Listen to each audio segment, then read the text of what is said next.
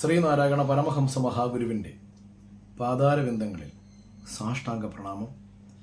ശ്രീനാരായണ പരമഹംസ മഹാഗുരുവിൽ സമാരംഭിച്ച് ശിവലിംഗദാസ സ്വാമിയിലൂടെ ദിവ്യശ്രീ ബോധാനന്ദ സ്വാമിയിലൂടെ അനസ്യൂതം തുടർന്നുകൊണ്ട് ശിവഗിരി മഠത്തിൻ്റെ ഇപ്പോഴത്തെ മഠാധിപതിയിൽ എത്തി നിൽക്കുന്ന ഭഗവാന്റെ പരിപാവന സന്യസ്ത ശിഷ്യ പരമ്പരയെ ഒന്നാകെ പ്രണമിക്കുന്നു.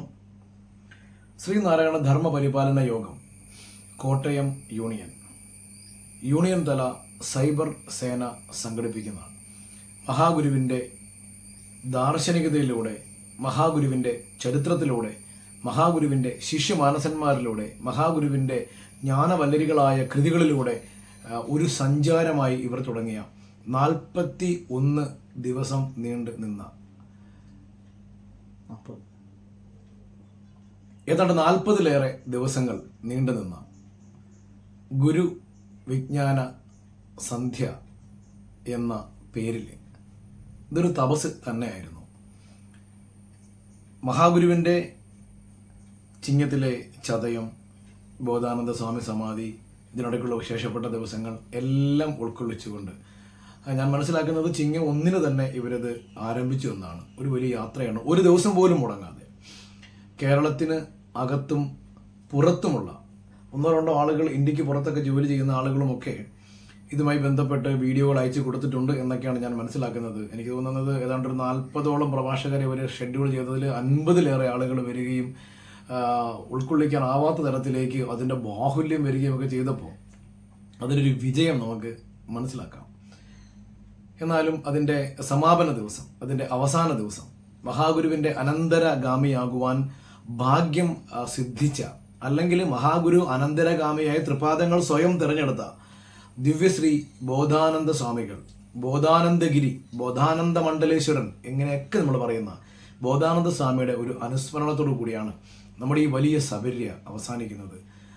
ആ ഒരു ദിനത്തിലേക്ക് എന്നെ തിരഞ്ഞെടുത്ത സൈബർ സേനയുടെ മുഴുവൻ ഭാരവാഹികളെയും ഹൃദയത്തിൻ്റെ ഭാഷയിൽ നന്ദിയോടെ സ്മരിക്കുവാൻ ഞാൻ ഈ അവസരം വിനിയോഗിക്കുന്നു. അതുകൂടാതെ ഈ 40 ദിവസം വരെ എത്തിച്ച ഇവരെ സൈബർ സേന കോട്ടയം ജില്ലാ കമ്മിറ്റിക്ക് വേണ്ടിയും എൻ്റെ ഹൃദയപരത്തിൻ്റെ ഒരു ഭാഷയിലും ഇവർക്ക് എല്ലാ അഭിനന്ദനങ്ങളും നേരുന്നു. നിങ്ങളെല്ലാവരും ഇവരെ പിന്തുണയ്ക്കണം.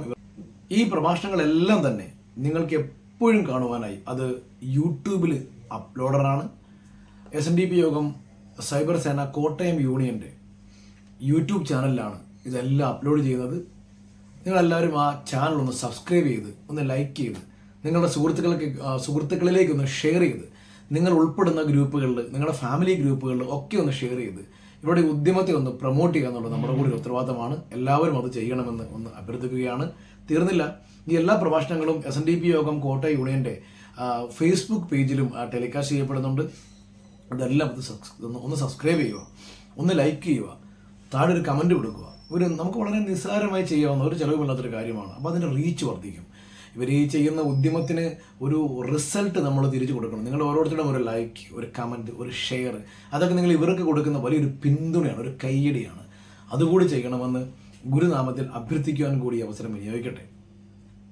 നാം ഇന്ന് വിചിന്തനം ചെയ്യുന്നത്, നമ്മളൊന്ന് സംസാരിക്കുന്നത്, നമ്മളൊന്ന് ആലോചിക്കുന്നത്, നമ്മളൊന്ന് പരസ്പരം സംസാരിക്കുന്നത്, അല്ലെങ്കിൽ നിങ്ങൾ ഇപ്പോൾ നിങ്ങളുടെ ചിന്തയിലേക്ക് നമ്മൾ വരുവാൻ ആഗ്രഹിക്കുന്നത് ബോധാനന്ദ സ്വാമിയെക്കുറിച്ചാണ്. കാരണം ഇന്ന് ബോധാനന്ദ സ്വാമിയുടെ സമാധിയാണ്. കന്നി 8, കന്നി 9, അങ്ങനെ പല രീതിയിലും ബോധാനന്ദ സ്വാമിയുടെ സമാധി സംബന്ധിച്ച് ചില തർക്ക വിതർക്കങ്ങളൊക്കെ അവിടെ ഉണ്ട്. നമുക്കതിലേക്ക് സമയമുണ്ടെങ്കിൽ വരാം. എന്തുകൊണ്ട് അങ്ങനെ ചില മണിക്കൂറുകളുടെ വ്യത്യാസത്തിൻ്റെ കാര്യത്തിലാണ്. അതവിടെ നിൽക്കട്ടെ. എന്തായാലും മഹാഗുരുവിൻ്റെ അനന്തരഗാമിയുടെ ദിവ്യ സമാധി അത് കൃത്യമായി ഗുരുവിൻ്റെ സമാധി പോലെ തന്നെയാണ് 98.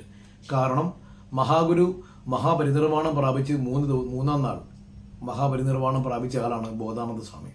തൃപ്പാദങ്ങൾ ബോധാനന്ദ സ്വാമിയെ അനന്തരഗാമിയായി അഭിഷേകം ചെയ്യുമ്പോൾ, നിങ്ങൾ ആലോചിച്ച് നോക്കൂ, അഭിഷേകം ചെയ്യുമ്പോൾ അന്നേ ബോധാനന്ദ സ്വാമി പറഞ്ഞിരുന്നതാണ്, എനിക്കിതൊന്നും നോക്കാൻ പറ്റില്ല, നമുക്കിതൊന്നും നോക്കാൻ പറ്റില്ല, നാം തൃപ്പാദങ്ങളോടൊപ്പം പോരും. അന്നേ പറഞ്ഞായിരുന്നു, നാം ഗുരുവിനൊപ്പം പോരും എന്ന് പറഞ്ഞായിരുന്നു.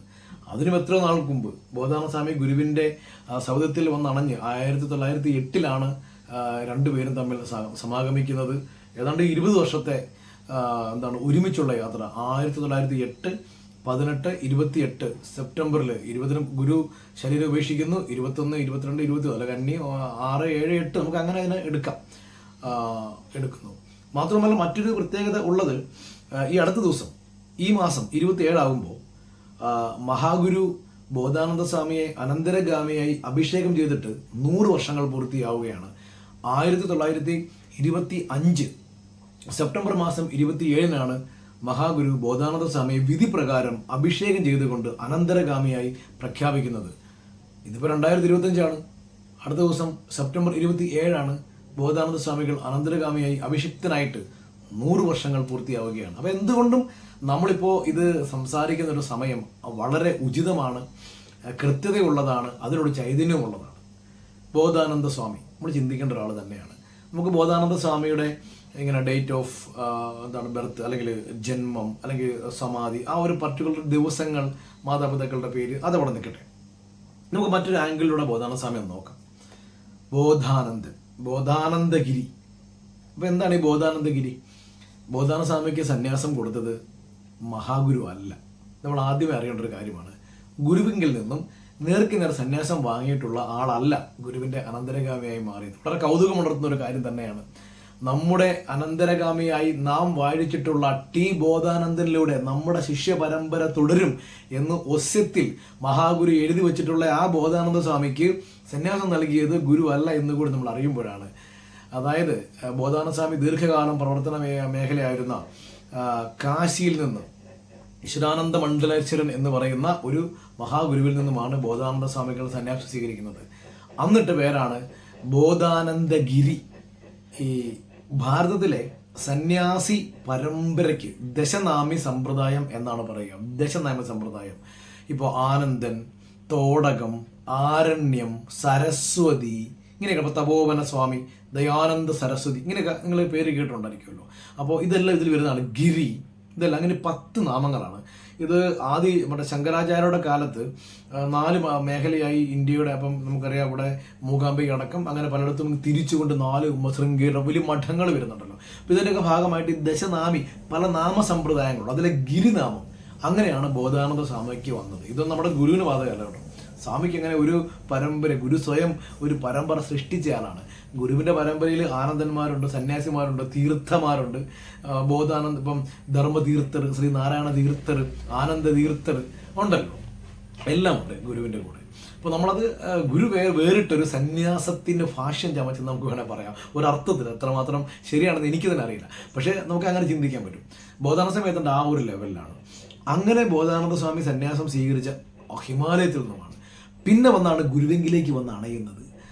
അതിനെക്കുറിച്ച് പഠിതാക്കൾ സത്യാനന്ദ സ്വാമിയുടെയൊക്കെ ധ്യാന സരണിയിലൊക്കെ സ്വാമിയൊക്കെ പറഞ്ഞൊരു വാക്കുണ്ട്, ശ്രീനാരായണ സൂര്യനിൽ ബോധാനന്ദ ചന്ദ്രിക വിലയം പ്രാപിച്ചെന്ന. അതങ്ങനെ തന്നെയാണ്. അങ്ങനെ വിലയം പ്രാപിച്ചില്ലായിരുന്നുവെങ്കിൽ, ഐ റിപ്പീറ്റ്, നിങ്ങളൊന്ന് ആലോചിക്കണം, ശ്രീനാരായണ സൂര്യനിൽ ബോധാനന്ദ ചന്ദ്രിക വിലയം പ്രാപിച്ചില്ലായിരുന്നുവെങ്കിൽ ഈ സമൂഹം ഇപ്പോൾ എങ്ങനെയാണോ ഈ വിവേകാനന്ദ സ്വാമിയെ, ശ്രീരാമകൃഷ്ണ പരമഹംസരെ, മഹാഗുരുക്കന്മാരെ പഠിക്കുന്നത്, അതുപോലെ ഭാരതം കണ്ട വലിയൊരു ശൈവ വേദാന്ത യോഗിവര്യനായി ബോധാനന്ദ സ്വാമികൾ സ്മരിക്കപ്പെടുമായിരുന്നു, പഠിക്കപ്പെടുമായിരുന്നു, ചിന്തിക്കപ്പെടുമായിരുന്നു. ബോധാനന്ദ സ്വാമിയുടെ കൃതികൾ, മഹാഗ്രന്ഥങ്ങൾ ഭാരതമാകെ പഠന വിഷയമാകുമായിരുന്നു. ഒന്നിനും പോകാതെ ശ്രീനാരായണ മഹാഗുരുവെന്ന പരമഹംസ മഹായോഗിയിലേക്ക് അങ്ങ് അണഞ്ഞ് ആ ദീപത്തിൽ വിലയം പ്രാപിച്ചു. അതുകൊണ്ട് വളരെ ചെറിയ ബുക്കുകളേ ഉള്ളൂ. അതിൽ തന്നെ നിങ്ങളെല്ലാവരും ആലപിക്കുന്നത്, നമ്മളെല്ലാവരും ആലപിക്കുന്ന ഒരു കൃതിയാണ് ഈശ്വര പ്രാർത്ഥന. നമുക്കറിയാമല്ലോ, ധ്യാനത്തിൽ എൻ്റെ ഹൃദയം ലയമാർന്നിടട്ടെ, ധ്യാനത്തിൽ എൻ്റെ ഹൃദയം ലയമാർന്നിടട്ടെ. നമ്മളൊരു ഹമ്മിങ്ങാണ്, അത് ആരംഭിക്കുന്നത് അങ്ങനെയല്ല. മാനത്തു മൂഴിയിലും ആഴിയിലും പ്രകാശമാന സ്വരൂപമോട് കൂടി നിറഞ്ഞു നിത്യം ആനന്ദപൂർണ്ണ നില പൂണ്ടരുളും വിഭൂ, നിന്ദ്യാനത്തിൽ എൻ്റെ ഹൃദയം ലയമാർന്നിടട്ടെ. ബോധാനന്ദ സ്വാമി രചിച്ചിട്ടുള്ള കൃതികളിൽ ഏറ്റവും പോപ്പുലർ ആയിട്ടുള്ളത് ഈ ഒരു കൃതിയാണ്, ഈശ്വര പ്രാർത്ഥന. 1927 ജൂൺ 14 നമ്മുടെ ചേർത്തലയിൽ കളവങ്കോടം അർദ്ധനാരീശ്വര ക്ഷേത്രത്തിന്റെ പ്രതിഷ്ഠാ കർമ്മത്തിന് ശേഷം ആ മണ്ണിൽ വെച്ച് ബോധാനന്ദ സ്വാമികൾ ഗുരുവിനെ നോക്കിക്കൊണ്ട് രചിച്ചതാണ് ധ്യാനത്തിൽ എൻ്റെ ഹൃദയം ലയമാർന്നിരട്ടെ എന്നുള്ള ആ ഒരു മനോഹരമായ, അതിമനോഹരമായ ആ ഒരു പ്രാർത്ഥന.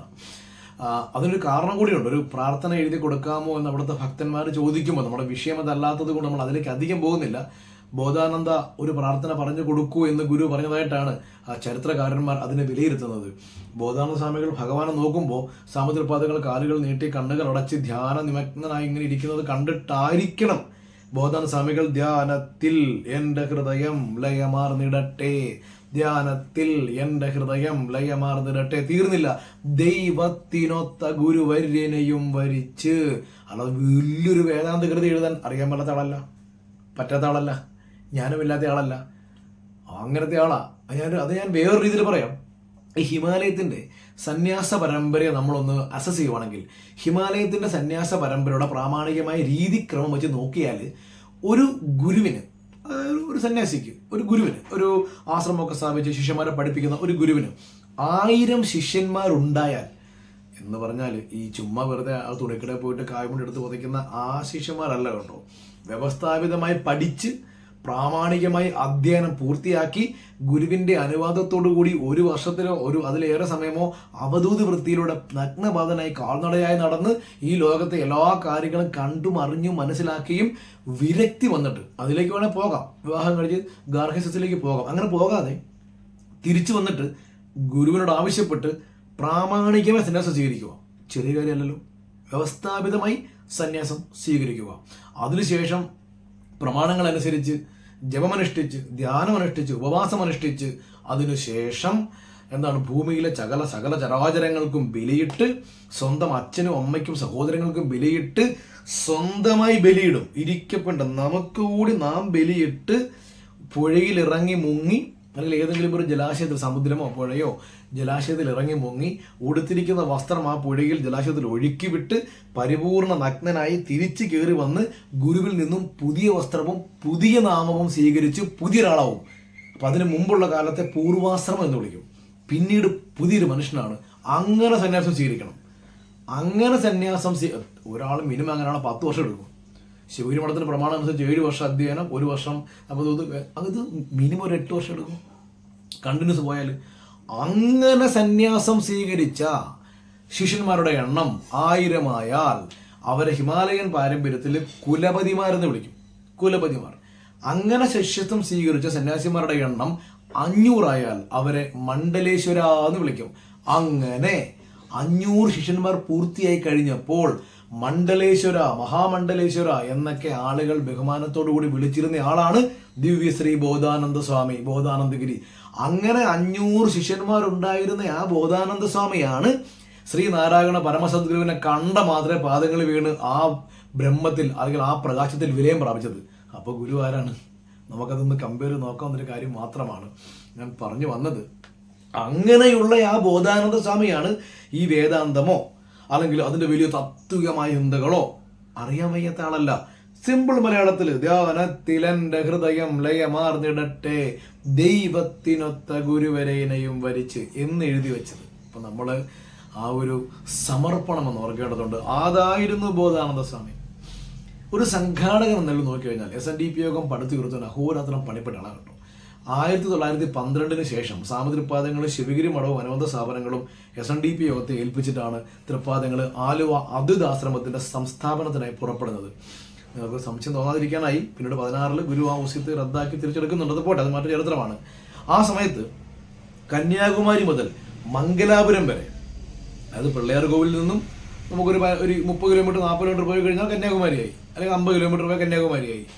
കുദ്രോലി ഗോകർണനാഥ ക്ഷേത്രം ആകുമ്പോൾ മംഗലാപുരമായി. അപ്പോൾ നിങ്ങൾ ഏതാണ്ട് 700-750 കിലോമീറ്റർ, ഇത്രയും ദൂരം കേരളത്തിൻ്റെ ആ ഒരു സ്ട്രിപ്പ് മുഴുവൻ നടന്ന് SNDP യോഗം പടുത്തുയർത്തുവാൻ അഹോരാത്രം പണിയെടുത്തയാളാണ് ബോധാനന്ദ സ്വാമി. നമ്മൾ അറിയേണ്ട കാര്യങ്ങളാണ് ഇതെല്ലാം. ബോധാനന്ദ സ്വാമിയുടെ ത്യാഗം ഒരു ഘട്ടത്തിൽ ഗുരു പറയുന്നുണ്ട്, ബോധാനന്ദനോളം ത്യാഗം നമുക്കില്ലല്ലോ. സത്യമാണ്. ബോധാനന്ദ സ്വാമിയുടെ തപോ കാലഘട്ടത്തെക്കുറിച്ചൊക്കെ പറയുന്നത്, ബോധാനന്ദ സ്വാമികൾ ഹിമാലയത്തിൽ തപസ്സനുഷ്ഠിക്കുന്ന സമയത്ത് വലിയ ഐസ് പാളികൾ, വലിയ ഐസ് റോക്ക് പാളികൾ ഇങ്ങനെ മറഞ്ഞിട്ട് ബോധാനന്ദ സ്വാമി ആ പാറ ഐസ് പാളിക്കത്ത് ഉറഞ്ഞു പോയെന്ന മാസങ്ങളോളം. നമുക്ക് ചിന്തിക്കാനാവുന്നൊരു തപസ്സാണോ അത്? പിന്നീട് അതിങ്ങനെ ഉറഞ്ഞു പോകുന്നു. അന്ന് ബോധാനന്ദ സ്വാമിക്ക് ശ്വാസം പോലും കിട്ടാതെ പിടയുമ്പോൾ ആ മഞ്ഞില്, കൊടും തണുപ്പത്ത്, പുൽനാമ്പുകൾ പോലും ഇല്ലാത്ത വെള്ള പുതപ്പായ മഞ്ഞില് ഒരു വാനരൻ ഒരു കമ്പിൽ തീയുമായി ബോധാനന്ദ സ്വാമിക്ക് ചൂട് കൊടുക്കാൻ വന്നെന്ന്. ഇതൊക്കെ ഒരുപാട് സമയമെടുത്ത് പറയേണ്ട കാര്യങ്ങളാണ്. നിങ്ങൾ പിന്നെ വായനയിൽ ഇതൊക്കെ നോക്കിയാൽ മതി. ഒരു അത്ഭുതങ്ങളാണ് ബോധാനസ്വാമിയുടെ ചരിത്രങ്ങളൊക്കെ. ബോധാനസ്വാമി അനുഷ്ഠിച്ച ത്യാഗങ്ങൾ. ഈ തൃശ്ശൂർ ചിറയ്ക്കൽ എന്ന ഗുരുവായൂരടുത്ത് ചിറയ്ക്കൽ എന്ന് പറയുന്ന ദേശത്ത് ഈഴവൻ പറമ്പ് എന്ന തറവാട്ടിലാണ് ജനിക്കുന്നത്. പൂർവാശ്രമത്തിലെ നാമം വേലായുധൻ എന്നാണ് ബോധാനസ്വാമിയുടെ. ആ ബോധാനന്ദ സ്വാമി അവിടുന്ന് കാൽനടയായി ഭാരതം മുഴുവൻ, കേരളം മുഴുവൻ പോട്ടെ, ഭാരതം മുഴുവൻ, അന്നത്തെ അഖണ്ഡ ഭാരതം, ഇന്നത്തെ പാകിസ്ഥാനിലെ ലാഹോർ, കറാച്ചി, റാവൽപിണ്ടി, നമുക്ക് ചിന്തിക്കാനാവുമോ കാൽനടയായി നഗ്നപാതനായി നടന്നയാളാണ് ബോധാനസ്വാമി. ആ ഒരു ത്യാഗം, ഭക്ഷണമില്ലാതെ, വെള്ളമില്ലാതെ ഇത്രയോ ദിവസങ്ങൾ. ഇന്നത്തെ ഒറീസയിൽ, ഇപ്പം നമ്മൾ ഒഡീഷ തുടങ്ങി, ഘട്ടക്കിൽ ഒരു ധനികന്റെ വീട്ടിൽ പോയി ബോധാനസ്വാമി വിശന്നിട്ട് ഭക്ഷണം ചോദിക്കുന്നുണ്ട്. അപ്പോൾ ധനികൻ ഭക്ഷണം കൊടുക്കുന്നില്ല.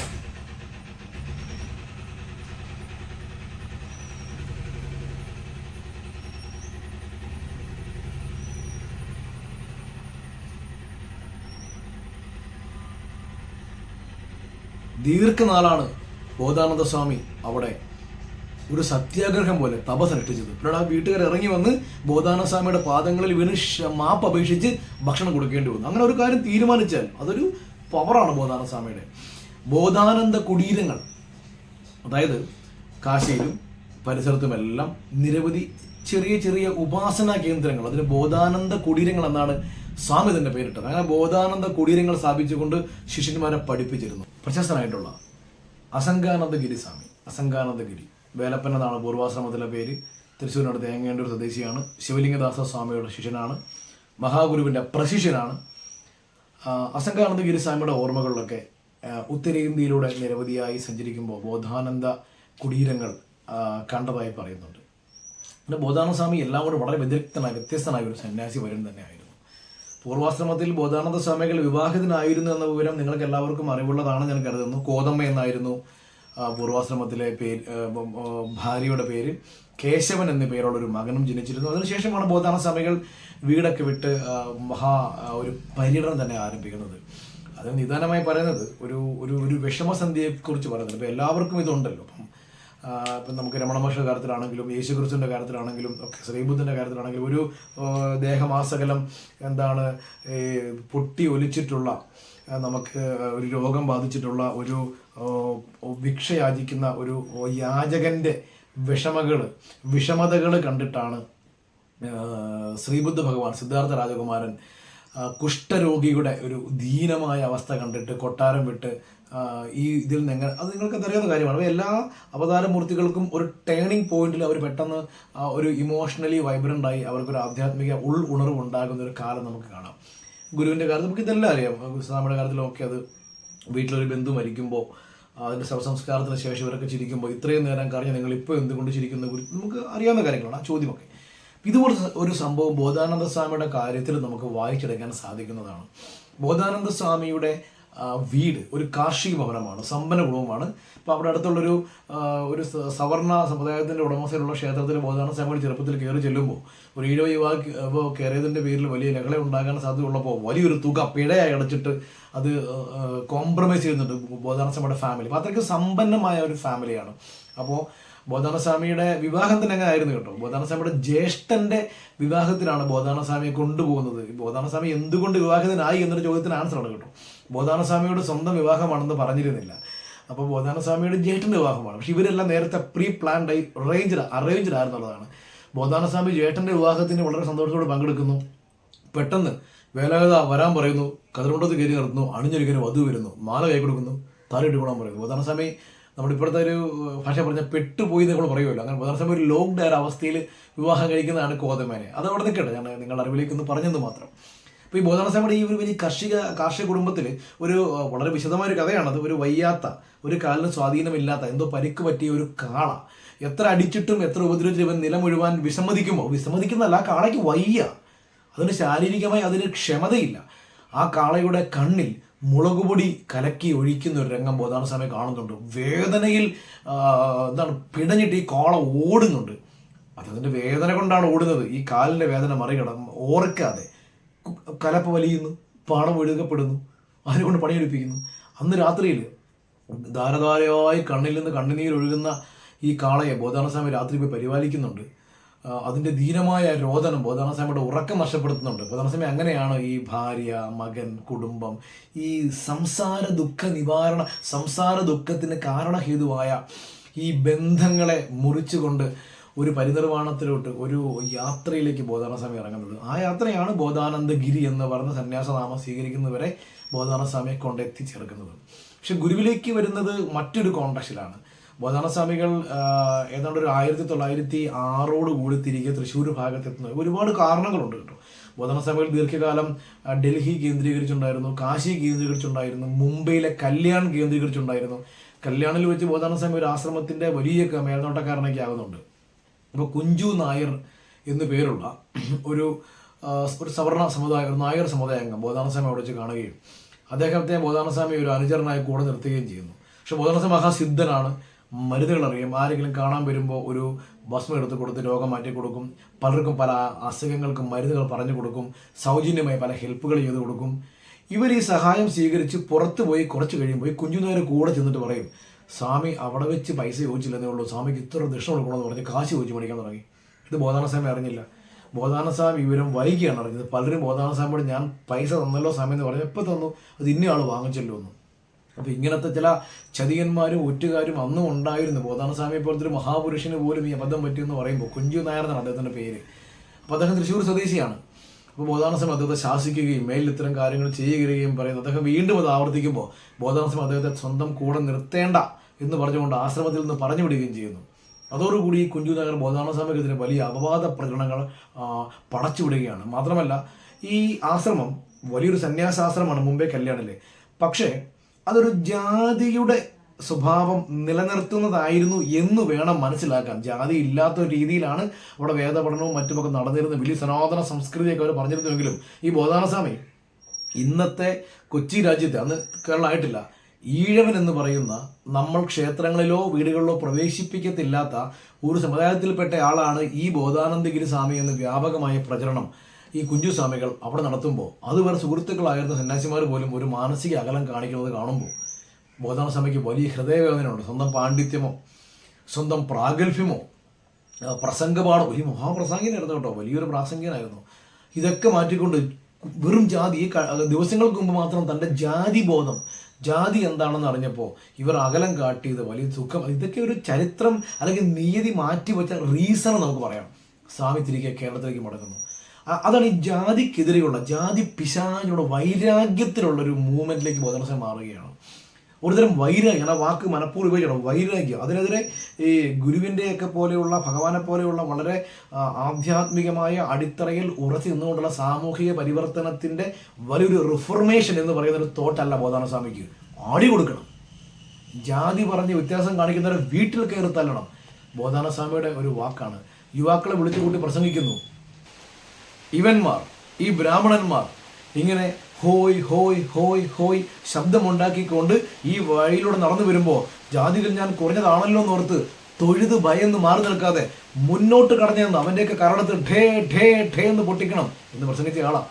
ആലോചിച്ച് നോക്കി, 1906-7 കാലഘട്ടങ്ങളിൽ ബോധാനസ്വാമികൾ നമുക്ക് ഗുരുവായൂർ, ചിറയ്ക്കൽ, വടാനപ്പള്ളി ആ ഒരു മേഖലകളിൽ, അല്ലെങ്കിൽ എന്താണ് നമ്മുടെ ഗുരുവായൂരിനടുത്തുള്ള നമ്മുടെ ആ ഒരു മേഖല, മണത്തല, എല്ലാ ക്ഷേത്രങ്ങളിലുമുള്ള ആ ഒരു ഭാഗത്തുള്ള ബോധാനസ്വാമിയുടെ വലിയൊരു പ്രവർത്തനമാണ്. പൊന്നാനി മുതൽ ഇങ്ങോട്ടുള്ള ഏതാണ്ട് തൃപ്രയാറ് ഇപ്പുറം കടന്നിട്ട് നമുക്കൊരു മൂത്തകുന്നം വരെയുള്ള ഒരു 10-30 കിലോമീറ്റർ സ്പാൻ ഓഫ് ഏരിയയിൽ ബോധാനസ്വാമിയുടെ മുഷ്ടിക്ക് മുമ്പിൽ, ബോധാനസ്വാമിയുടെ കൈക്കരുത്തിന് മുമ്പിൽ, ചൂടുള്ള അടിയുടെ മുമ്പിൽ ജാതി കുറേ കാലം മാറി എന്നുള്ളതാണ്.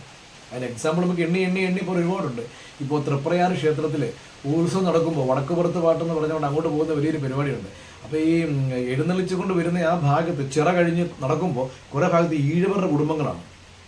ഈ എഴുന്നള്ളത്ത് വരുമ്പോൾ 3 ദിവസം മുമ്പേ അടിച്ച് തളിച്ച് വൃത്തിയാക്കി ചാണകവെള്ളം തളിച്ചിട്ട് ഈഴവർ വേറെ എവിടെയെന്താ ചേട്ടാ സ്വന്തം വീട്ടിൽ, നമ്മൾ കറങ്ങുള്ള സ്വന്തം വീട്ടിൽ ഇവർക്ക് താമസിക്കാൻ അവകാശമല്ല, വേറെ പോയി താമസിച്ചോളണം. ആലോചിച്ച് നോക്കൂ. ബോധാനസ്വാമി പറഞ്ഞു നിങ്ങളങ്ങ് മാറണ്ട, അവിടെ താമസിക്കണം, ഇവർക്ക് ഇത് വേല കാണണമെങ്കിൽ ദൂരെ നിൽക്കണം, അടുത്തു നിന്നോളാൻ പറഞ്ഞു. സവർണ മേലാദികൾ ശക്തമായ എതിർപ്പുണ്ടാക്കി, ആടി കൊടുത്ത്, ആളെ ചോട്ട അടി കൊടുത്ത്, ആരും മിണ്ടിയില്ല.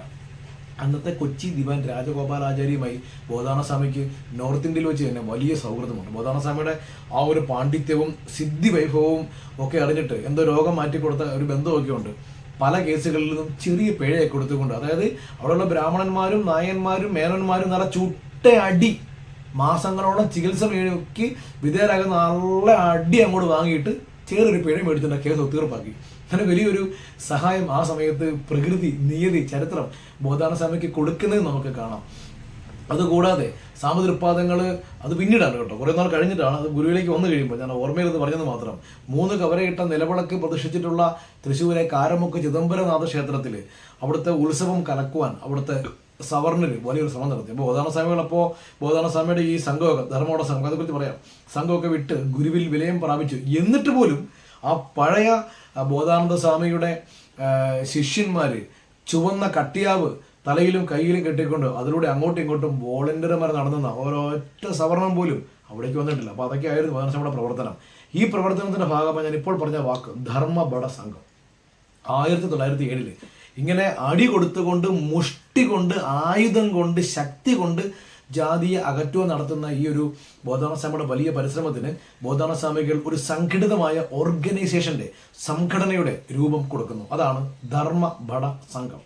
അപ്പോഴൊന്നും ഗുരുവിനെ കണ്ടുമുട്ടിയിട്ടില്ല. ബോധാനസ്വാമി ഇവരെ വിളിച്ചു കൂട്ടും. നമ്മുടെ ഷൊർണൂർ അടുത്തുള്ള ഒരു കൃഷ്ണൻ എന്ന് പറയുന്ന ആളായിരുന്നു അതിൻ്റെ ലീഡർ, അതിൻ്റെ കമാൻഡർ. ബോധാനസ്വാമിൻ്റെ ആധ്യാത്മികമായ തലപ്പത്താണ്. അതിൻ്റെ ഒരു ഓപ്പറേറ്റിംഗ് കമാൻഡർ എന്ന് പറയുന്നത്, നമുക്ക് സൈനിക തലവൻ എന്നൊക്കെ പറയുന്ന പോലെ അത് ഒരു കൃഷ്ണൻ. അദ്ദേഹം ഷൊർണൂർ സ്വദേശിയാണ്. അപ്പോൾ ഇവരുടെ രീതി എന്ന് പറയുന്നത്, ഇവർ ഒരു ദിവസം നിശ്ചയിക്കും. അന്ന് അർദ്ധരാത്രിയിൽ കുളിച്ച് തട്ടെടുത്ത് വരും. നല്ല തൂവെള്ള വസ്ത്രം തട്ടെടുത്ത് വന്ന് ഒരു നിലവിളക്ക് കൊളുത്തും. 7 തിരിയിട്ട് നെയ്യ് ഒഴിച്ച് നിലവിളക്ക്. അതിൻ്റെ മുമ്പിൽ വെച്ചിട്ട് ഒരു ഉടവാൾ കുത്തി വെച്ചിരിക്കും. വലത് കേട തള്ളവിരൽ ആ ഉടവാളെ വെച്ച് ഇങ്ങനെ മേലേക്ക് സ്ക്രാച്ച് ചെയ്യുമ്പോൾ ഒരു നല്ല പാട് കയ്യിൽ വീഴും. അപ്പോൾ രക്തം ഇങ്ങനെ ഒഴുകും. ആ രക്തം കൊണ്ടൊരു ഗോപി കുറി പൊട്ടിത്തൊടും. ബ്ലഡാണേ. എന്നിട്ട് അവർ സത്യപ്രതിജ്ഞ, ഇങ്ങനെ കൈകൾ നീട്ടി നിലവിളക്കിൻ്റെ സത്യപ്രതിജ്ഞ ചെയ്യും. എനിക്ക് മേലെ ഒരു ജാതിയില്ല, എനിക്ക് കീഴെയും ഒരു ജാതിയില്ല, ജാതിയെ നശിപ്പിക്കുകയാണ് എൻ്റെ ജന്മത്തിൻ്റെ ലക്ഷ്യം, അതിനുവേണ്ടി എൻ്റെ ജീവിതവും എൻ്റെ ജീവനും ശരീരവും ഞാൻ സമർപ്പിക്കുന്നു എന്ന് പറഞ്ഞുകൊണ്ട് ഒരു പ്രതിജ്ഞ എടുത്തുകൊണ്ട് ആ ഒരു ടീമാണ് പിന്നീട് വലിയ രീതിയിൽ ജാതിക്കെതിരെയുള്ള കൊടുങ്കാറ്റ് പടുത്തുയർത്തിയത്. പറഞ്ഞാൽ ഒരുപാട് എക്സാമ്പിൾ അതിനുണ്ട്. ഒരു പുലയ പെൺകുട്ടി ദാഹിച്ചപ്പോൾ നമ്മളുടെ തൃശ്ശൂരിന് അടുത്ത് അങ്ങോട്ട് തൃപ്രയാർ കഴിഞ്ഞ് പോകുന്ന ഭാഗത്തു നിന്നും ഒരു കിണറ്റിൽ നിന്ന് വെള്ളം എടുത്ത് കുടിച്ചപ്പോൾ ഒരു പുലയ പെൺകുട്ടി കുളത്തിൽ കയറിൻ്റെ പേരിൽ അവളെ മർദ്ദിക്കുകയും അവളുടെ മാതാപിതാക്കളെ മർദ്ദിക്കുകയും ചെയ്തു. ബോധാനസ്വാമി അവിടെ ചെന്ന് ബലമായി മർദ്ദിച്ചവരെ വീട്ടിൽ കയറി അടി കൊടുക്കുകയും ഇവരെയൊക്കെ അടിച്ച് താഴെ ഇടുകയും ധർമ്മട സംഘവുമായി പോയിട്ട് ആ പെൺകുട്ടിയെ അന്തസ്സായി നാട്ടുകാരുടെ മുമ്പിൽ വെച്ച് അവിടെ നിന്ന് വെള്ളം കോരി കുടിക്കുവാൻ പെർമിഷൻ കൊടുക്കുകയും ചെയ്തു. അതുപോലെ തൃശ്ശൂർ അന്തിക്കാട്, നമ്മുടെ സത്യൻ അന്തിക്കാടിൻ്റെയൊക്കെ അന്തിക്കാട് ഒരു നായർ യുവാവും ഒരു ഈഴവ യുവാവും ഒരു നായർ പെൺകുട്ടിയുമായി പ്രണയത്തിലായി. എന്ത് സംഭവിച്ചാലും ഇത് വിവാഹം നടക്കുകയില്ലെന്നും ആ നായർ ഈഴവ യുവാവിനെ കൊല്ലുമെന്നും ആ നായർ കുടുംബവും അവരുടെ ബന്ധുക്കളും പ്രമാണിയുമായി ഭീഷണിപ്പെടുത്തുന്നു. ധർമ്മപട സംഘം വോളണ്ടിയർമാരായി പ്രകടനം നടത്തി ആ പെൺകുട്ടിയെ വീട്ടിൽ നിന്ന് വിളിച്ചിറക്കിക്കൊണ്ട് വന്ന് അവരുടെ സംരക്ഷണയിൽ വിവാഹം ആചാരവിധി പ്രകാരം നടത്തുകയും അവിടെ താമസിക്കാൻ അവർക്ക് വർഷങ്ങളോളം കാവൽ കൊടുക്കുകയും ചെയ്തു. ശരിക്കും പറഞ്ഞാൽ ഒരു നായർ യുവതിയെ ഈഴവ യുവാവ് വിവാഹം കഴിച്ചിട്ട് അന്തസ്സായി 4 അളറിയെ ഗ്രാമത്തിൽ ജീവിച്ചത് ജാതിയുടെ മുഖത്തേറ്റ വലിയ അടിയായിരുന്നു. ഇപ്പോൾ ഒരുപാട് മാറ്റങ്ങൾ ബോധാനസ്വാമികൾ ആ സമയത്ത് ഉണ്ടാക്കിയിട്ടുണ്ട്. അതുപോലെ തന്നെ താണുശീർലകള, അത് പിന്നെ ബോധാനസ്വാമി ഗുരുവിലേക്ക് വന്നിട്ടാണ്. താണുശീർലകള ഈഴവരാജ ജനതയ്ക്ക് 11 ദിവസം പുലാചരണം അനുവദനീയമല്ല. ശ്രീനാരായണ ധർമ്മത്തിൽ ഗുരു 11 ദിവസം പുലാചരണം പറയും. അതിന് മുമ്പാണ് സംഭവം. ശ്രീനാരായണ ധർമ്മം എഴുതുന്നതിന് മുമ്പാണെങ്കിലും അന്ന് മുതൽ ഗുരു ഇത് പറയാറുണ്ട്. 17 ദിവസത്തെ പുലാചരണം പറയുമ്പോൾ അവിടെ താണശ്ശേരിക്കടുത്ത് മേനോത്ത് വീട്ടിൽ നമുക്ക് വളരെ വേണ്ടപ്പെട്ട ബോധാനസ്വാമിയുടെ ബന്ധു കൂടിയാണ് അവിടുത്തെ കൃഷ്ണൻ മരിക്കുന്ന സമയത്ത് അതിന് അദ്ദേഹത്തിൻ്റെ മകൻ ഐപ്പുണ്ണി പറയുന്നുണ്ട്, ഗുരുവിൻ്റെ നിർദ്ദേശം അനുസരിച്ച്, ബോധാനസ്വാമിയുടെ നിർദ്ദേശം അനുസരിച്ച് 11 ദിവസത്തെ പുലാചരണമേ ഉള്ളൂ. ഈഴവർക്ക് 11 ദിവസമോ? നായർ പ്രമാണിമാർ കോപിക്കുന്നു, അവർ ഭീഷണിപ്പെടുത്തുന്നു, വഴങ്ങുന്നില്ല, ഞങ്ങളുടെ ഗുരു പറഞ്ഞതനുസരിച്ച് ഞങ്ങൾ ചെയ്യണമെന്ന് പറയുന്നു. അതങ്ങനെ മുന്നോട്ട് പോകുന്നു. വിവരം രാജാവെങ്കിലെത്തുന്നു. നീ ഈ പറഞ്ഞതുപോലെയാണ് ചെയ്യുന്നതെങ്കിൽ ഞാൻ അല്ലെങ്കിൽ ഇവർക്ക് കൊടുത്തിട്ടുള്ള പാട്ടം ഒഴിയേണ്ടി വരും എന്ന് പറഞ്ഞു. 1000കണക്കിന് ഏക്കർ പാട്ടം ഒഴിയുന്നു. എങ്കിലും ഗുരുവചനം ഉള്ളെന്ന് പറയുന്നു. എങ്കിലും നടത്ത് കാണിച്ചു തരാമെന്ന് പറയുന്നു. അങ്ങനെ ഇവർ 11ാം ദിവസം നടത്തുകയാണെങ്കിൽ അവരെ തല്ലാൻ തീരുമാനിക്കുന്നു. പറഞ്ഞതുപോലെ തന്നെ അവർ 11 ദിവസം ആചരണം നടത്തുമ്പോൾ ഇവരെ മർദ്ദിക്കുവാൻ വലിയ സംഘം വരുന്നു.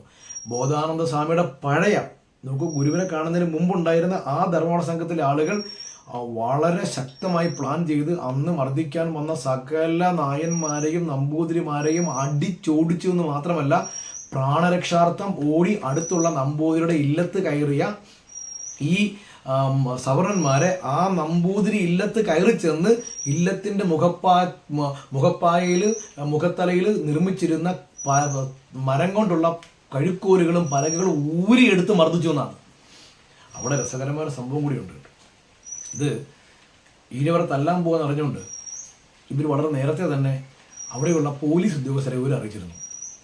ഇന്ന വീട്ടിൽ ഇന്ന സമയത്ത് ഇന്ന കാര്യത്തിൽ ഞങ്ങളൊരു ആക്രമണം നടത്തും, അത് അവന്മാർ ജാതിയുടെ അഹങ്കാരം കാണിക്കുകയാണ്, ഈഴവർക്ക് അനുവദിച്ചിട്ടില്ലാത്ത 11 ദിവസത്തെ പുലാചരണം നടത്തുകയാണ്, അപ്പോൾ ഞങ്ങളവരെ മർദ്ദിക്കും, വിവരം പോലീസിൽ അറിഞ്ഞാലും കുറേ സമയം കഴിഞ്ഞേ വരാവുള്ളൂ, ഞങ്ങൾ നല്ല അടി കൊടുത്തിട്ടേ വരാവുള്ളൂ എന്ന് പോലീസുകാരെ നേരത്തെ ഇവർ ചട്ടം കിട്ടിയിരുന്നു.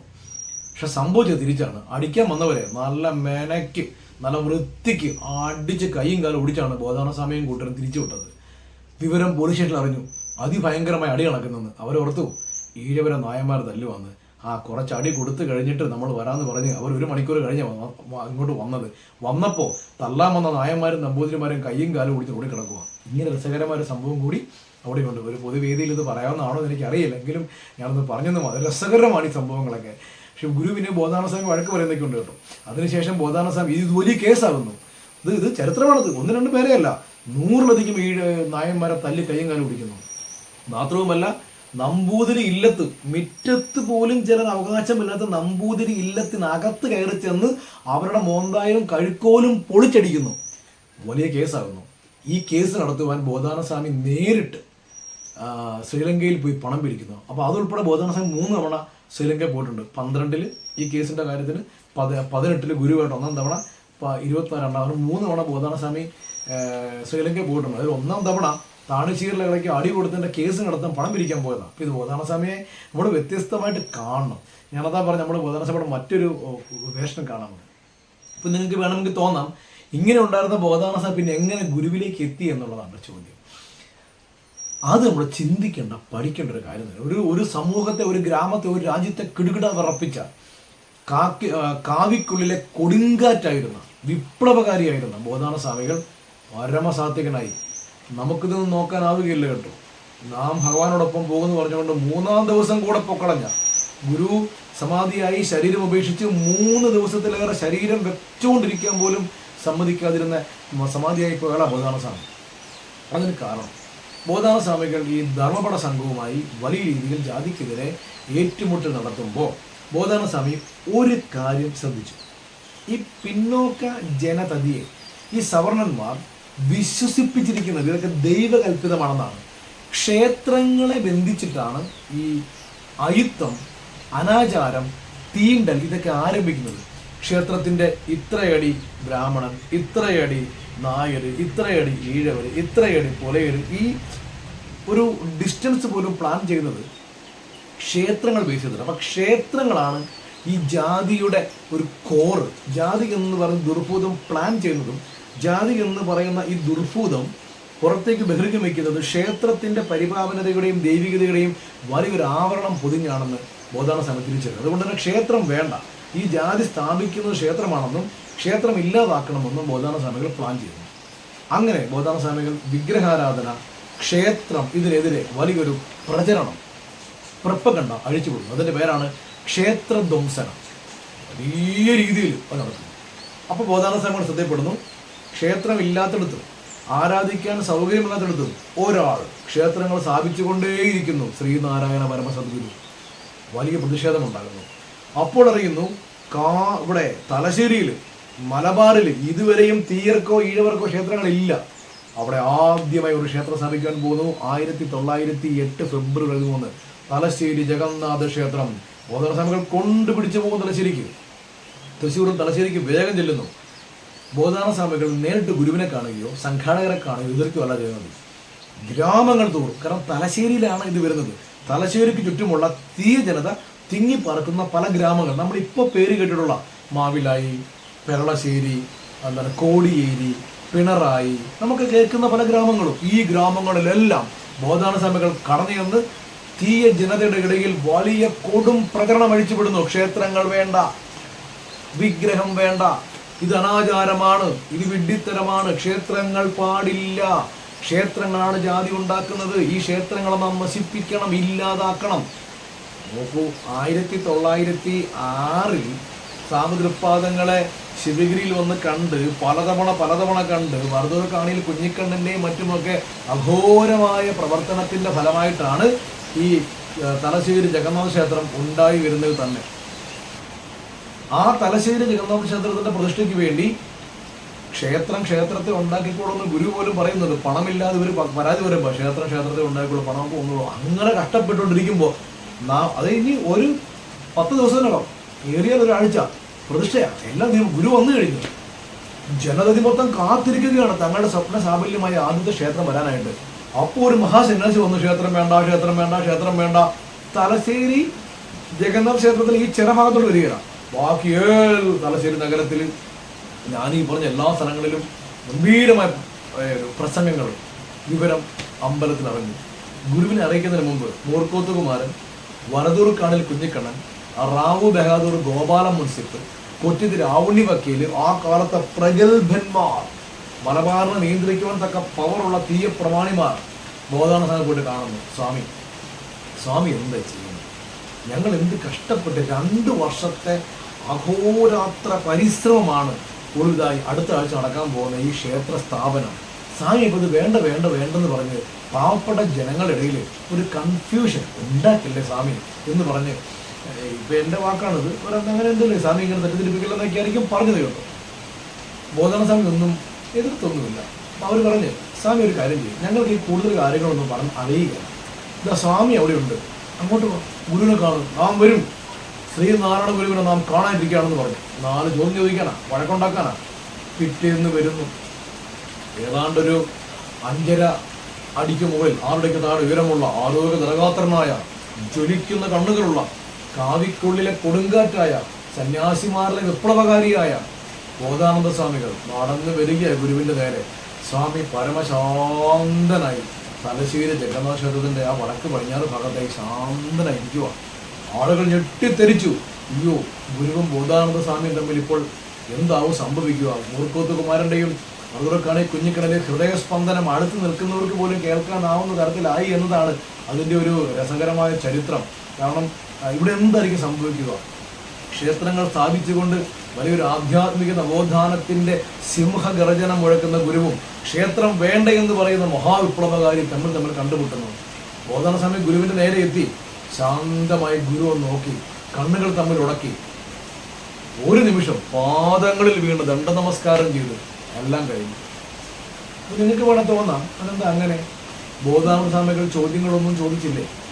നമ്മളതിനെ ശാസ്ത്രീയമായി എടുക്കുമ്പോൾ ചോദിച്ചിരിക്കാം. കാരണം ഈ 20 ഡെസിബലിൽ താഴെയുള്ള ശബ്ദവും 20,000 ഡെസിബലിൽ മുകളിലുള്ള ശബ്ദവും മാത്രമേ ഹ്യൂമൻ ഇയേഴ്സ്, മനുഷ്യന്റെ കാതുകൾക്ക് കേൾക്കാൻ സാധിക്കുകയുള്ളൂ. 20 ഡെസിബിൾ താഴെയുള്ള ഇൻഫ്രാ സൗണ്ടും 20,000 ഡെസിബലിന് മുകളിലുള്ള അൾട്രാ സൗണ്ടും മനുഷ്യന് കേൾക്കാൻ പറ്റുകയെന്നതാണ്. അപ്പൊ ഇതിലേതെങ്കിലും ഒരു ഫ്രീക്വൻസിയിലേക്ക് ആകും ഈ യോഗികളൊക്കെ സംസാരിക്കും. അവർക്ക് സ്വന്തമായിട്ട് സംസാരിക്കുന്ന ഫ്രീക്വൻസി നിർണ്ണയിക്കാൻ പറ്റും. അതാണ് യോഗിയുടെ പവറാണ്.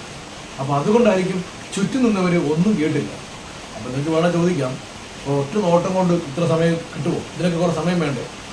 നമുക്കറിയില്ല. എങ്കിലും പഠിതാക്കൾ പറയുന്ന ഒരു വാദം, അതിന്റെ ആൻസർ ഗുരു തന്നെ പറയുന്നുണ്ട്. പരയുടെ പാല് നുകർന്ന ഭാനുമാന്മാർക്ക് ഒരു 10,000 ആണ്ട് ഒരല്പനേരം.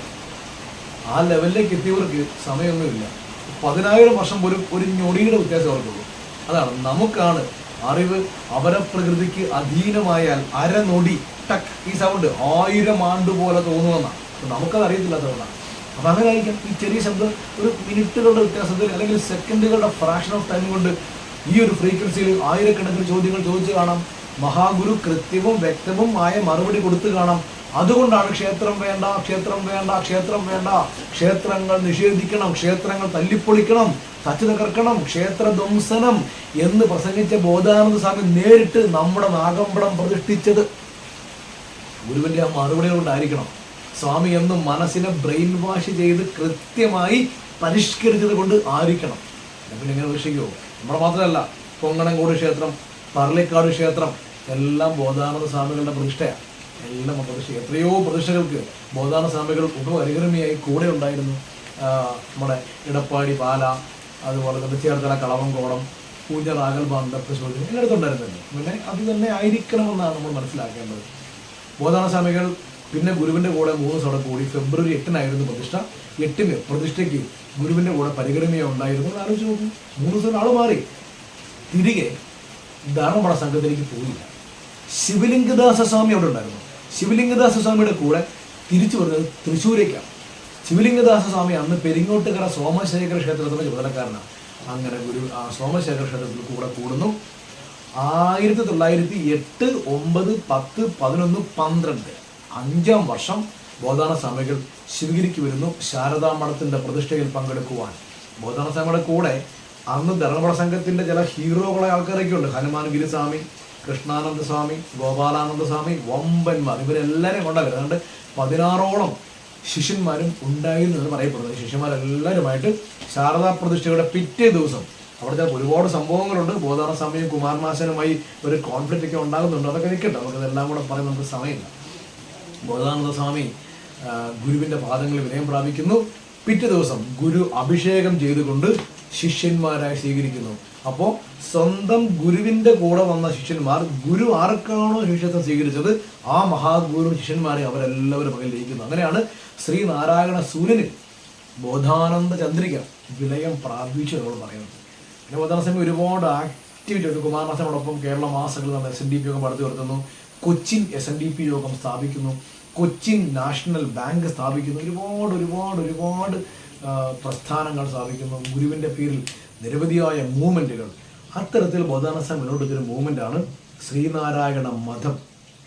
അതിന് ബോധാനന്ദ സ്വാമിയുടെ കൂടെ നിന്നത് ധർമ്മതീർത്ഥ സ്വാമികളാണ്. അന്ന് പരമേശ്വര മേനോൻ BA BL ഗുരുവിനെ ബേസ് ചെയ്ത് ശ്രീനാരായണ മതം ഒരു ഗ്രന്ഥം തന്നെ ഇവർ 2 പേരും ചേർന്ന് എഴുതുന്നു. അപ്പോൾ നമുക്ക് സിഖ് മതം, ബുദ്ധമതം, ജൈനമതം എന്നൊക്കെ പറയുന്ന പോലെ ഒരു അവതാരമൂർത്തിയായ ഗുരുവിനെ ബേസ് ചെയ്തുകൊണ്ട് ഒരു മതം സ്ഥാപിക്കാൻ ഇവർ ആഗ്രഹിക്കുന്നു.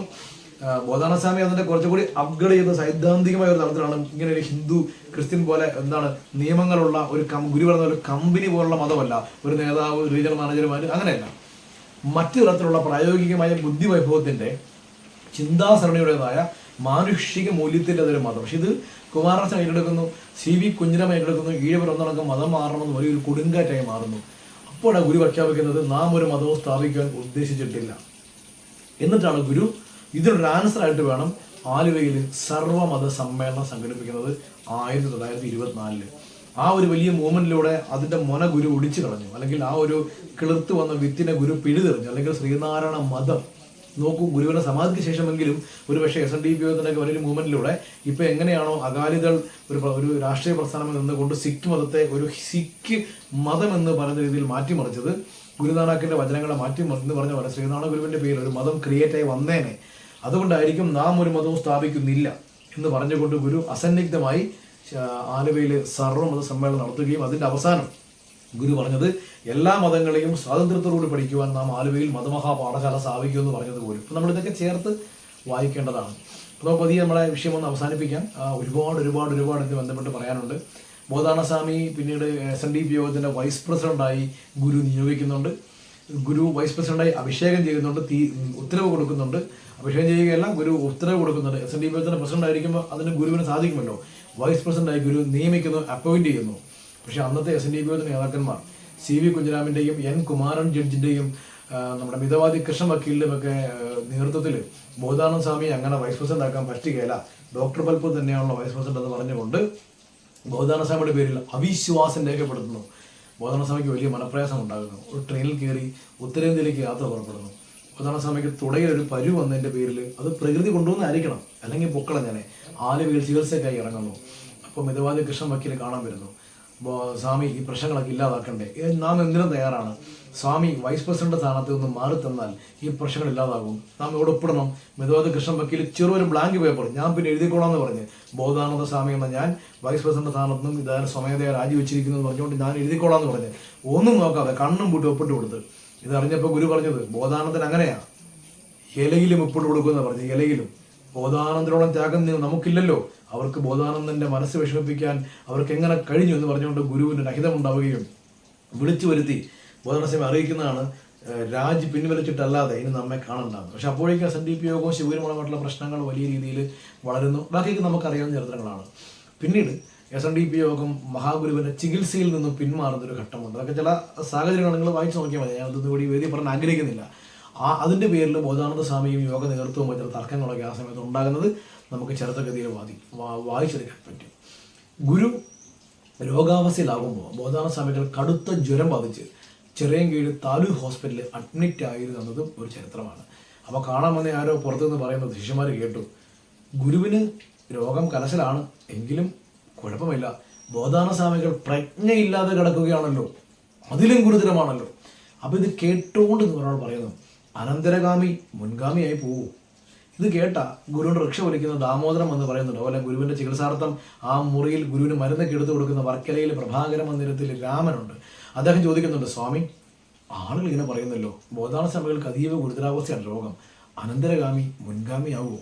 അപ്പോൾ ഗുരു ചിരിച്ചുകൊണ്ട് പറയുന്നുണ്ട്, മുൻഗാമി തന്നെ, കന്നി 5 കഴിയും. അതൊരു സൂചനയാണ്. ഒരു കന്നി 5 കഴിഞ്ഞിട്ട് കന്നി 8 അല്ല കന്നി 9, 2 മണിക്കൂറിൻ്റെ വ്യത്യാസമേ ഉള്ളൂ ബോധാനന്ദ സ്വാമികളുടെ സമാധി. സാമുദ്രികപാദങ്ങൾ സമാധിസ്ഥനാകുമ്പോൾ ബോധാനന്ദ സ്വാമികൾ ഈ പറഞ്ഞതുപോലെ ഹോസ്പിറ്റലിൽ അഡ്മിറ്റാണ്.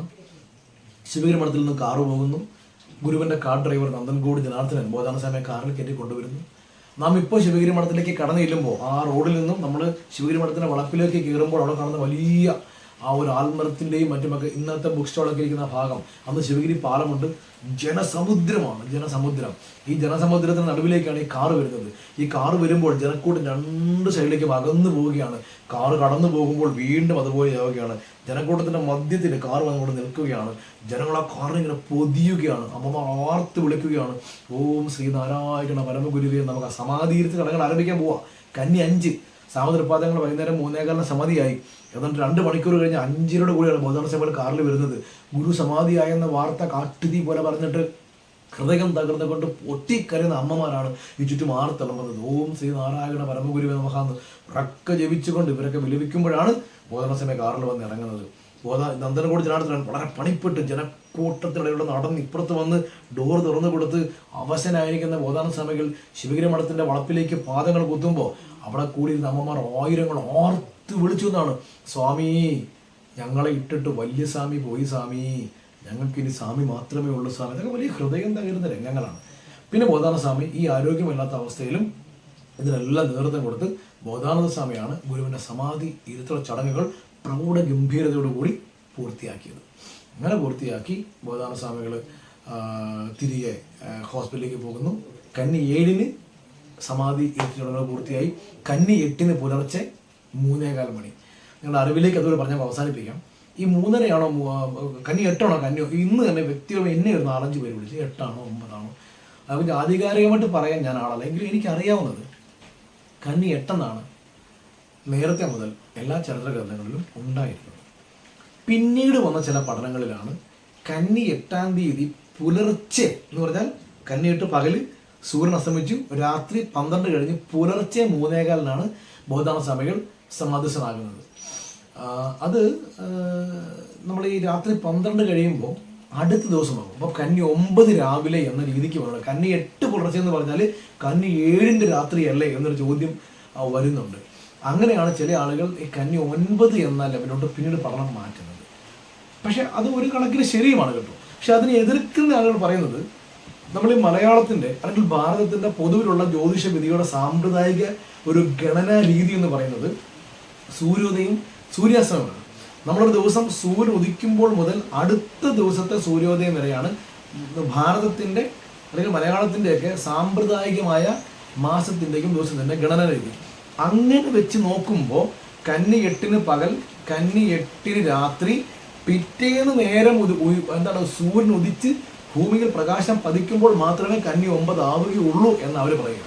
യൂറോപ്യൻ സിസ്റ്റമാണ് ഈ രാത്രി 12 മുതൽ അടുത്ത രാത്രി 12 വരെയുള്ള ഈ 24 മണിക്കൂർ. അത് എടുക്കേണ്ടതില്ല. അങ്ങനെ നോക്കുമ്പോൾ പിറ്റേന്ന് നേരം പുലർന്ന സൂര്യരശ്മികൾ ഭൂമിയിൽ പതിക്കുമ്പോൾ മാത്രമേ കന്നി 9 ആവുകയുള്ളൂ എന്ന് വാദിക്കുന്ന ആളുകളുമുണ്ട്. ഇതിലേതായാലും ഞാൻ പറഞ്ഞല്ലോ മണിക്കൂറുകളുടെ കാര്യമേ ഉള്ളൂ. 12 മൂന്നര മണിക്കൂറിൻ്റെ കാര്യത്തിലാണ് ഈ ഒരു തർക്കം. അത് എന്തായാലും ബോധാന സ്വാമികളുടെ സമാധി സമുചിതമായി ആചരിക്കൂ എന്നത് മാത്രമാണ് അത് കരണീയമായിട്ടുള്ളത്. അപ്പോൾ ബോധാന സ്വാമിയെ കുറച്ച് വ്യത്യസ്തമായ രീതിയിൽ കൊണ്ടുപോകുവാനാണ് ഇത്രയും നേരം ശ്രമിച്ചത്. ബോധാന സ്വാമിയെക്കുറിച്ചുള്ള വളരെ ചെറുതെങ്കിലുമായ ചെറിയൊരു അവഗാഹം നിങ്ങൾക്ക് ഉണ്ടായി കാണുമെന്ന് വിചാരിക്കുന്നു. സ്വാമിയെക്കുറിച്ച് കൂടുതൽ വായിക്കുക, കൂടുതൽ പഠിക്കുക. ബോധാന സ്വാമിയുടെ സമാധിയെ വിലപിച്ചുകൊണ്ട് മുതുകുളം പാർവതിയമ്മ എഴുതിയ ഒരു വരി ഇങ്ങനെയായിരുന്നു: തവ വിശുദ്ധമാമുത്തമ ജീവിതം യുവജനങ്ങൾക്കൊരു ആദർശമാകണേ, യുവജനങ്ങൾക്കൊരു ആദർശമാകണേ, യുവജനങ്ങൾക്കൊരു ആദർശമാകണേ. അത് സത്യമാണ്. ഒരു ആദർശമാകേണ്ട ജീവിതം തന്നെയായിരുന്നു ബോധാന സ്വാമി.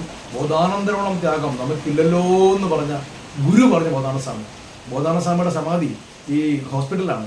കട്ടിലിൽ പത്മാസനത്തിലിരുന്ന് കണ്ണുകൾ അടച്ചിട്ട് പെട്ടെന്ന് പറയുന്നുണ്ട്, ദാ സ്വാമിതൃപാദങ്ങൾ വന്ന് നിൽക്കുന്നു. സംഭവിച്ചത് ചക്രവാള സീമയിൽ നിന്നും ഭഗവാൻ ഇറങ്ങി വരുന്നു. ദാ സ്വാമിതൃപാദങ്ങൾ എൻ്റെ മുന്നിൽ വന്ന് നിൽക്കുന്നു, നമ്മുടെ മുമ്പിൽ നമ്മെ മാടി വിളിക്കുന്നു, നാം പോകുന്നു. സമാധി ആ കൂടെ പൊക്കളഞ്ഞു. ആ ബോധാന സ്വാമിയുടെ പാവന സ്മരണയ്ക്ക് മുമ്പിൽ ദണ്ഡ നമസ്കാരം ചെയ്യുന്നു, ഗുരുപാദങ്ങളിൽ സാഷ്ടാംഗം പ്രണമിക്കുന്നു. ഒരിക്കൽ കൂടി ഈ ദീർഘമായ 40 ദിവസം നീണ്ടുനിന്ന പ്രഭാഷണ പരമ്പരയെ ഒരു ബുദ്ധിമുട്ടും കൂടാതെ അഭംഗുരം, ഒരു തടസ്സങ്ങളുമില്ലാതെ അൺടയറിംഗ് ആയുള്ള പരിശ്രമത്തിലൂടെ വൻ വിജയമാക്കിയ SNDP യോഗം സൈബർ സേന കോട്ടയം യൂണിയൻ സമിതിയുടെ മുഴുവൻ ഭാരവാഹികളെയും ഹൃദയം കൊണ്ട് അഭിനന്ദിച്ചുകൊണ്ട് മഹാഗുരുവിൻ്റെ കൃപയും കരുണയും കടാക്ഷവും ഇവർക്കെല്ലാം ആവോളം ഉണ്ടാവട്ടെ എന്ന് പ്രാർത്ഥിച്ചുകൊണ്ട് ഈ 41 ദിവസവും ഈ പ്രഭാഷണ പരമ്പരയിൽ പങ്കെടുത്ത മുഴുവൻ പ്രഭാഷകരോടുമുള്ള വ്യക്തിപരമായ എൻ്റെ കൂടി ഒരു കൃതജ്ഞത അർപ്പിക്കാൻ ആഗ്രഹിക്കുന്നു. പലരും വിദൂര സ്ഥലങ്ങളിൽ നിന്ന് സ്വന്തമായി ഷൂട്ട് ചെയ്ത് അയച്ചു കൊടുത്തവർ വരെയുണ്ട്. ഈ ഒരു ത്യാഗം എല്ലാവരും ചെയ്തു. എല്ലാവർക്കും ഈ ഒരു മഹായജ്ഞത്തിൽ പങ്കെടുത്ത എല്ലാവരോടുമുള്ള സൈബർ സേനയ്ക്ക് കോട്ടയം ജില്ലാ കമ്മിറ്റിയുടെ ചെയർമാൻ എന്ന നിലയിലും ഈ കോട്ടയം യൂണിയൻ്റെ സൈബർ സേനയുടെ ഒരു അംഗം എന്ന നിലയിലുമുള്ള എൻ്റെ ഹൃദയത്തിന് നന്ദി അർപ്പിക്കുന്നു. ഗുരുപാദങ്ങൾ പ്രണാമം. നന്ദി, നമസ്കാരം.